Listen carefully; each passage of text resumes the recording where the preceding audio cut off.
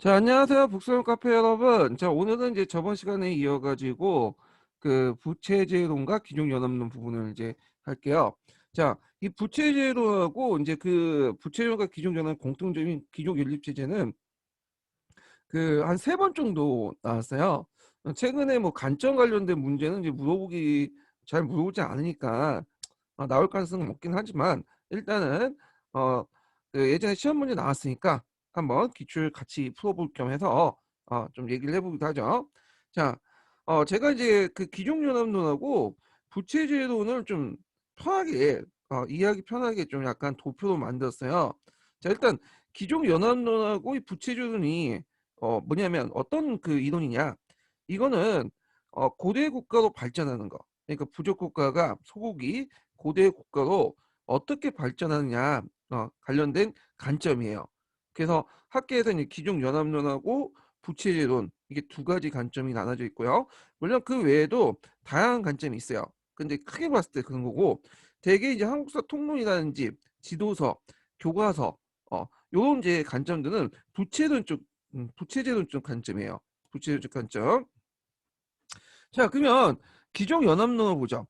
자, 기종연합론은 이런 조그만 소국들, 그러니까 일종의 부족 국가들이죠. 이런 부족 국가.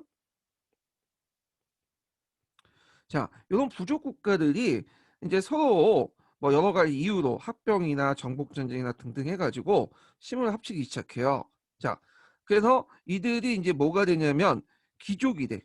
귀족. 그래서 얘네들은 이제 왕에 살고 있는 그 왕경으로 올라가게 되죠. 그때 이제 그 이 귀족 연합 체제가 형성이 되는데요. 자, 이때 귀족 연합 체제는 그 힘의 강도가 어디가 이제 크냐? 왕과 귀족 중에 왕의 권한이 커요. 왕이. 예. 그리고 요 중앙이 직접 백성을 지배하는 형태야. 그래서 왕과 귀족이 집단 지배 체제, 귀족 연합 체제가 형성되지만 왕의 권한이 귀족보다 훨씬 컸다. 그리고 이제 백성을 중앙에서 직접 통제하는 그런 방식이고요. 결국 이제 시간이 지나면서 이 귀족들은 관료화되죠. 그래서 귀족 관료화되고 그리고 왕이 가지고 있는 귀족들이 가지고 있는 권한이 점점 왕권으로 더 넘어가. 예전에도 왕권이 강했지만 이때는 더 넘어가는 거야. 그래서 권력이 집중되기 시작해요. 자, 이걸 뭐라고 전제 왕권 체제라고 해요. 요 단계 더 가면 전제 왕권 체제에서 전제라는 거는 힘이 집중돼 있다라는 거죠. 힘이. 자, 어디에 집중돼 있죠? 왕권에 집중돼 있다. 이런 형태야. 네. 그러니까 이제 이 기종연합은 아주 빠르게 왕한테 권력이 집중하는 형태고 중앙에 권력이 집중하는 형태예요.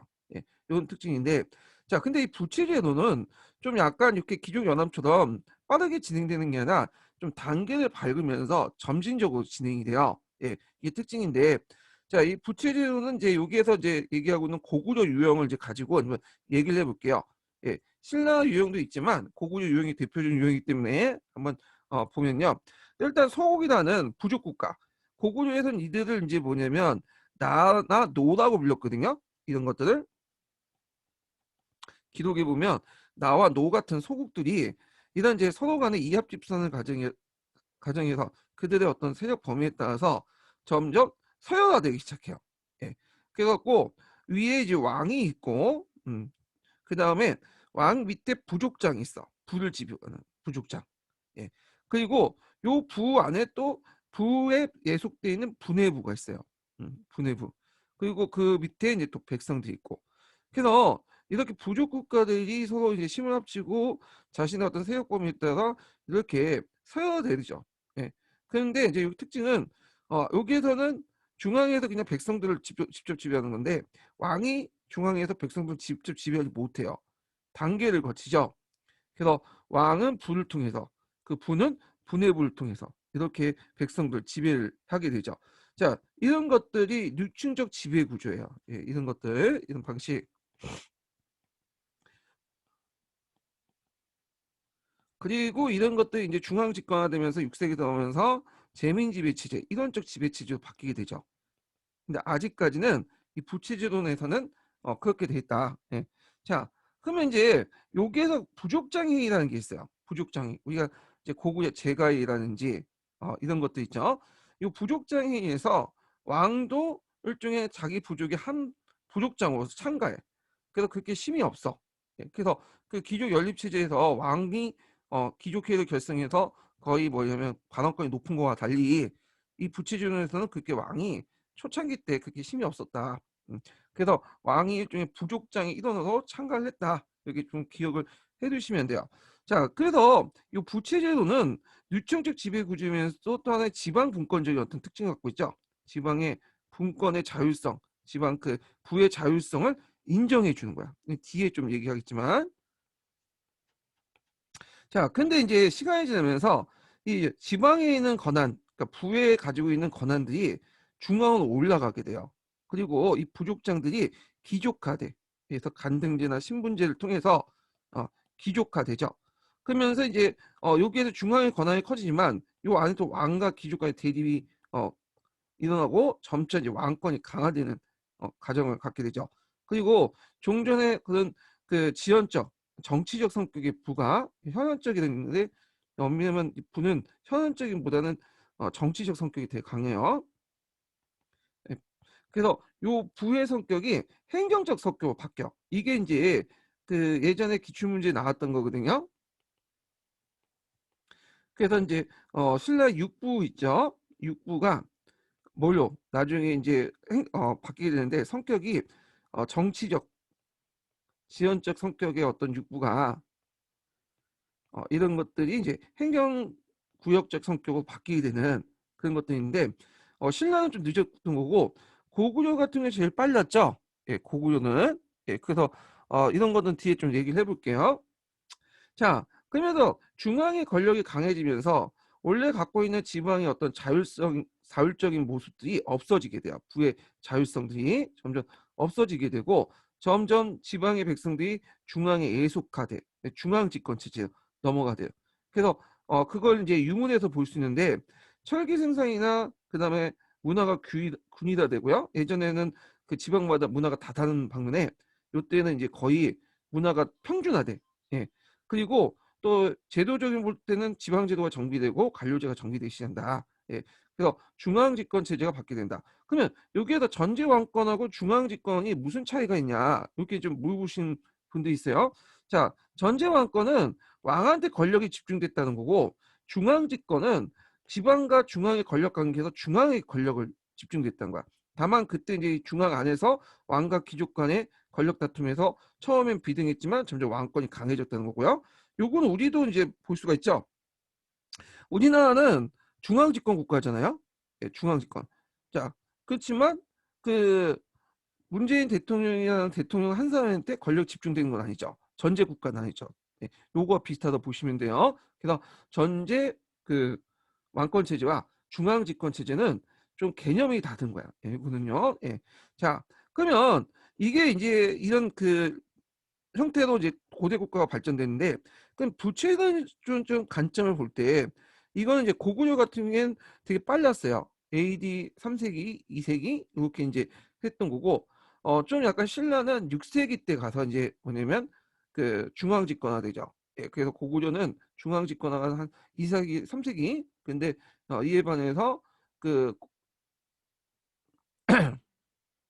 그 신라 같은 경우에는 한 5세기 정도, 6세기 이렇게 초반기 때 부채제가 형성돼서 학계 통솔에 의하면 나중에 이제 6세기 중후반 이렇게 해갖고 이제 부채제도에서 중앙집권체제 넘어가요. 그 시기가 대충 버프왕이나 진흥왕 때 있는 거죠. 그래서 각국의 어떤 발전 속도에 따라서 이렇게 좀 속도가 단계가 늦어졌다 이렇게 보시면 돼요. 이 부채전의 관점에 따라서요.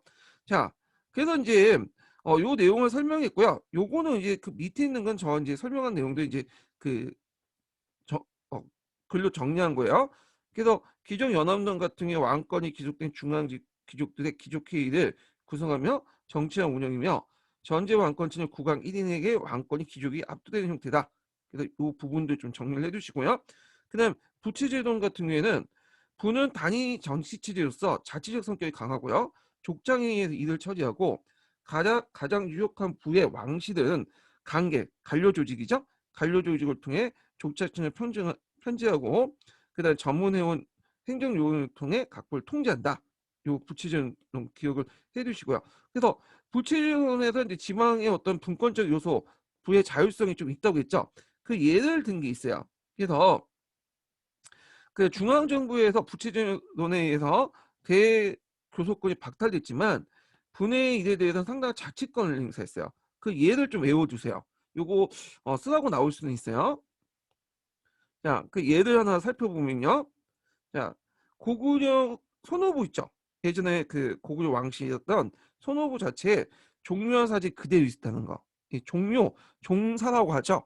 예, 이 종사가 그대로 있다는 거는 나름대로 그 안에서도 국가 체제가 존재한다는 거예요. 이 고대 국가에서 종묘 그 사직이라는 게 국가를 의미하기 때문에 있는데 손오부 자체가 종묘 사직이 있다는 거는 나름대로 그 고구려 안에 또 작은 고구려가 있다는 의미죠.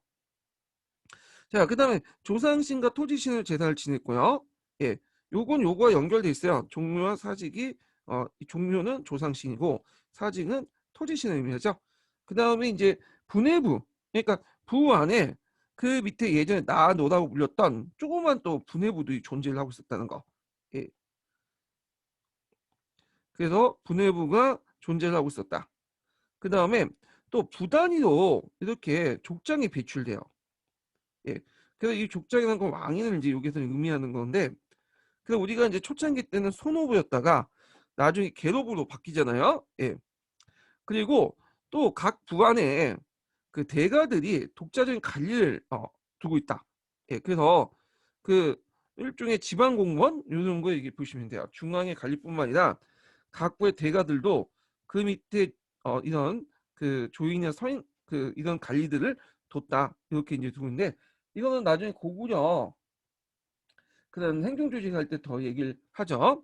자, 그래도 이제 그 부채제 단계에서는 아까 얘기처럼 이게 유층적 지배 구조를 가지고 있다. 예, 유층적 지배 구조. 근데 이제 나중에 이게 재민 지배 체제로 바뀌죠. 예전에 한번 시험 문제 나왔던 6세기 정도의 시기에 재민 지배 체제로 바뀌어. 삼국이 다. 음. 물론 고구려는 이제 그 전에부터 이제 바뀌었지만, 자, 그러면 앞에 이제 언급한 부채질적 기준을 볼 때 부채제에서 중앙 집권 넘어갈 때, 예, 중앙 집권할 때 어떤 변화들이 있냐? 부채제 해체 그 변화들 보면 일단 이제 철제 농기구가 개선이 됐고요. 그래서 철제 농기구가 개선되면서 개별 경작이 가능하죠.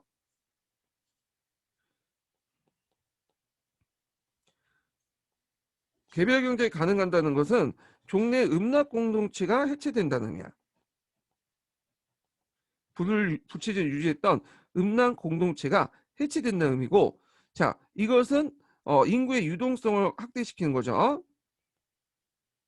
그러면서 부채제가 이제 하부에서 붕괴되기 시작해요. 이건 뭐 중국사도 마찬가지죠. 이런 것들. 그래서 이런 철제 농기구 및 광범위한 보급, 수의사업, 우경의 보급 등 생산력 증대, 그다음에 정복 정책을 통해 사회 분화 진전, 그리고 각 집단의 자치력을 뒷받침한 공동체, 음락 공동체가 해체되는 그런 것들이죠. 그래서 이제 중앙에서는 점점 이제 간등제와 신문제를 정비를 해서 이렇게 이제 중앙이 지방을 예속화시켜 나갔다. 이렇게 좀 보시면 될 것 같아요. 그래서 고대 국가가 어떻게 형성됐냐 큰 관점, 귀족 연합론과 이 부채제론적 관점을 좀 얘기했고요. 시험 문제는 이거 뭐 나올 가능성은 없지만 아마 나와도 지금까지 이제 볼 때 부채론적 관점이 이제 나올 것 같아요. 이 부채론적 관점. 예. 그래서 부채론 관점이 고구려를 기준으로 해가지고 좀 기억을 해두시는 것도 좋을 것 같아. 예. 부채론 관점을.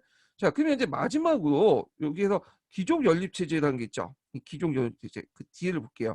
자, 부채제도과 귀족 그 연합의 공통점이 하나가 뭐냐면 대충 이제 6세기 때 이제 넘어가면서 그 일단 중앙 집권화 되잖아요. 그런데 이제 이게 시기마다 약간 미세한 차이가 있겠는데 6세기 후반에서 7세기 초반에 그러니까 신라가 삼국통일 이전 바로 직전에 그때 이제 뭐냐면 무슨 체제가 등장하면 귀족 연립 체제가 형성돼요. 요게 이제 시험 문제나. 그래서 부채제론과 귀족 연합론에서 앞에 이제 그 귀족 연합론에서는 그 전제 왕권 체제, 그 다음에 마지막 단계에서 부채제도는 중앙 집권 체제로 넘어가잖아요. 근데 6세기 후반에서 7세기까지 시기조 약간 이제 삼국이 좀 차이가 있겠지만 귀족 연립 체제가 형성된다. 자, 귀족 연립 체제라는 거는 뭐냐? 이 당시 특정 귀족 세력들이 정권을 독점하는 걸 피하고 유력 귀족들이 그 권력을 분점하는 거야. 그러니까 집단 지배 체제라고 보시면 돼요. 권력을 분점하는 체제. 그러면 상대적으로 일시 왕권이 상당히 약했던 시대예요. 예. 왕권이 강해졌다가 요 시기 때 잠깐 이제 왕권이 약했던 시대인데, 자, 그럼 왜 그때 이제 6세기 후반에 7세기까지 그런 것들이 등장했냐면 그 당시에는 삼국의 그런 정복 전쟁, 그러니까 삼국의 대립이 큰 폭발되는 시기죠. 그러다 보니까 서로 간에 충돌이 일어나고 군대를 동원하는 과정에서 귀족들이나 지방 세력들이 권한이 커지기 시작해. 그러면서 군대를 가지고 있는 이런 귀족 세력들에 의해서 왕권이 일시로 제약되는 그런 시기가 있었죠. 예. 자, 그래서 이제 대표적인 게 이제 우리가 연개소문하는 그 떠오는 대망리 체제잖아. 그 다음에 신라 여기 중대라고 되어 있지만 엄밀히 말하면 이제 그 신라 신라 중대보다는 어 6, 6세기에서 7세기? 7세기 정도 되겠네요. 신라 7세기. 이렇게 좀 곤치세요. 중대라고 하면 그 뒤에 이제 무령왕개가 집권한 중대 이렇게 연상을 할 수 있기 때문에 7세기 정도 이렇게 적으시면 될 것 같아요. 예. 자, 그때 이제 신흥세력이었던 김유신과 김춘추가 등장했죠. 이등세력들이. 백제 말기 때는 이제 팔대성 귀족 체제 이런 것들이 이제 볼 수가 있다. 그래서 요 기종 연립 체제는 대망리 체제 한번 나왔고요. 그 고구려 후기 때. 그다음에 신라 7세기 때 이제 신은세 김유신과 김준추에 관련된 내용들이 이제 시험 문제 나왔어요. 또 두 번이. 그래서 좀 기억을 해두시고요. 자, 그러면 고구려 기점은 좀 볼게요.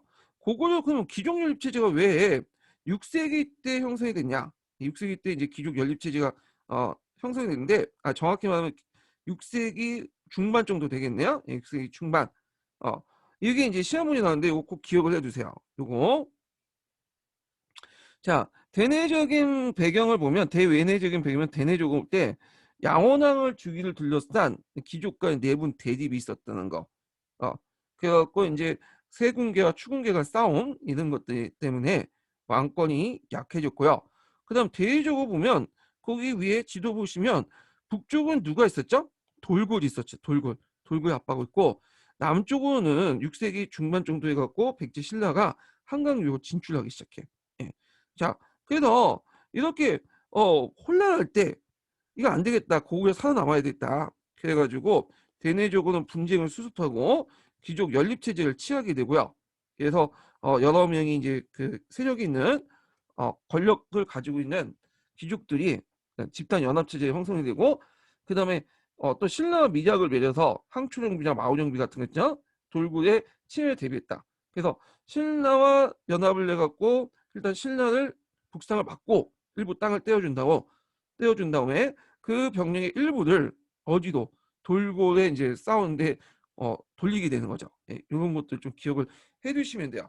요게 예전에 시험문이 나왔기 때문에 또 나올 수가 있을 것 같아요. 제 생각에는. 예, 요 내용도 좀 기억을 해두시고, 자, 양원왕을 즉위를 둘러싼 이제 추군하고 세군 간의 싸움, 요 내용도 1번석에 있는데 이게 그 한국사 능력검증 시험이 나왔어요. 예, 그래서 추공계와 세공계 간의 어떤 싸움이 그 내분 내용을 좀 찾아서 보세요. 요것도 나올 것 같긴 해요. 예. 그래서 요 내용들 파악을 해 두시고요. 자, 그러면 한번 또 이제 기출문제 풀어보죠. 예, 기출문제. 기출문제 1번 문제 볼게요. 자, 1번 문제 보면, 자, 다음 사료는 고구려 후기 정치제도의 일부를 보여준 거다. 읽고 물음에 답하시오. 자, 여기 보면 이제 이건 중국 측 사료에 있는 내용인데 사료 가번은 여기 들어갈 A는 대대로예요. 대대로.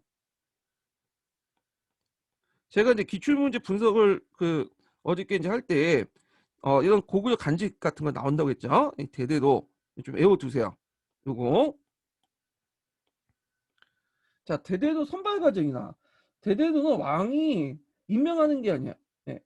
그거 이제 자기들끼리 싸워서 뭐냐면 그 승리한 사람이 왕으로부터 인정받는 거죠.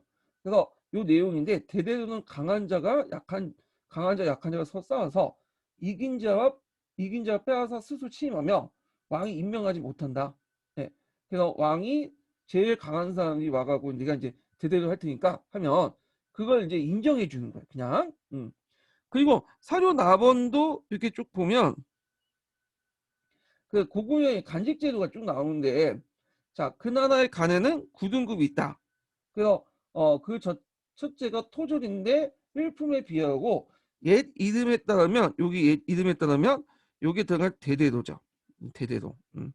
그 밑에 있는 내용들은 그 이제 중국적 기록에 있는 내용들인데 한번 쭉 읽어보세요. 관련된 내용들. 자, 그러면 이제 한번 문제 풀어볼게요. 자, A와 B의 공통된 들어간 간직명을 쓰고 위사를 참고해서 고구려 후기의 정치 운영 방식을 50자 이내에 쓰시오.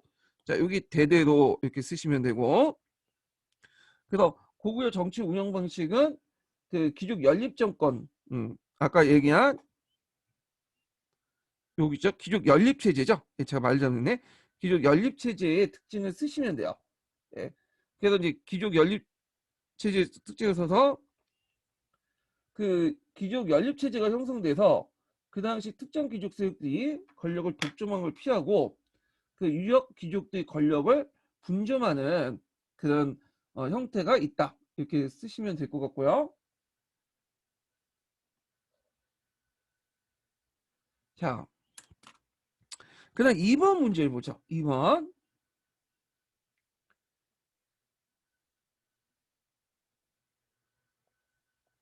자, 이번 문제 보면 삼국시대의 부채제에서 주연제 진전되어 가는 과정에서 정비된 통제 구조를 잘못 설명한 것을 이렇게 있죠. 자, 여기 보면 이제 첫 번째가 피정복 지역의 지방간을 파견했다. 맞죠? 중앙 집권한 되니까. 그다음에 두 번째는 부채제에서 자치적인 유습이 계속됐다. 아니죠. 점점 중앙 집권화되면서 자치적인 것들이 없어지게 돼요. 그러면 거꾸로 부채제도의 자치적인 유습들이 뭐냐 이런 것들이 문제 나올 수가 있겠죠. 이것도 기억을 해두시라고 했죠. 네, 그래갖고 이제 뭐 종묘와 사직도 있다는 거, 네, 분해부가 있고 독자적인 관리를 두고 있었다. 이런 세 가지 키포인트 외워두세요. 그 다음에 그 왕권의 일원적인 간등 체제가 형성되죠. 그래서 종전의 부족 장색들이 이 간등 체제를 통해서 귀족 관료로 통합이 되죠. 예. 그 다음에 이제 중앙 정부는 백성에게 인도세를 부과했다. 맞죠? 그 20년 기출 문제에 이 인도세 부분이 나왔어요. 인도세. 이 인도세는 뒤에서 좀 설명을 더 할 텐데 고대 국가일수록 그리고 이제 좀 약간 낙후된 국가일수록 인도세를 되게 많이 걷어요. 인도세는 주로 이제 누굴 대상으로 하냐? 성인 남자들 대상으로 하죠. 성인 남자들. 예. 성인 남자들. 그러니까 인정을 대상으로 하는 거예요. 인정. 자, 그러면 인도세를 걷는 이유가 뭐냐? 일단 편리하죠. 성인 남자들 머릿수대로 걷으니까 그래서 편리하고 그다음 기본적으로 농업 생산력이 없기 때문에 아이고 농업 생산력이 떨어지기 때문에 농업 생산력. 그래서 농업 생산이 떨어지고 그다음 토지 비옥도가 평준화되면 이 농업 생산력에서나 토지 비옥도를 가지고 세금을 걷는 것보다는 뭘 사람 머릿수를 가지고 걷어요. 그래서 이런 현상들이 고대 시대 때 많이 보여. 고대 시대 때 농업 생산이 떨어진. 그래서 우리나라도 삼국이 그 인도세를 많이 걷었고요. 인도세를. 그런데 이제 인도세 비중이 점점 이제 줄어들고 토지도 흡수 통합되기 시작한 거는 고려 중기 이후에요. 이때부터 이제 농업 생산량이나 토지의 비옥도가 올라가면서 이제 토지 비옥도의 차이가 이제 심해지게 되죠. 그러니까 이제 지배층들이 인도세보다는 토지를 바탕으로 걷는 게 낫겠다. 토지 결술. 그래서 비옥도의 차이를 가지고 풍년과 흑년의 차이를 가지고 세금을 걷게 돼요. 예. 그래서 요 인도세 부분이 시험 문제 나왔어요. 그래서 여러분 기출 분석을 할 때 이렇게 하나하나 분석을 하면 하나 건지는 게 있어. 예, 건지는 게. 자, 그래서 여기도 이제 부채제도과 관련된 내용들 쭉 얘기하고 있지만 여기 인도세 같은 경우에는 이제 오답이지만 20년 기출 문제 그 관련돼 갖고 하나 건질 수 있죠. 요걸 잘 분석을 하면. 예. 자, 그래서 이제 요렇게 해서 이제 부채제도인가 그다음에 귀족 연립체제 요 내용들 좀 봤어요. 그러면 다음 시간에는 뭘 보냐?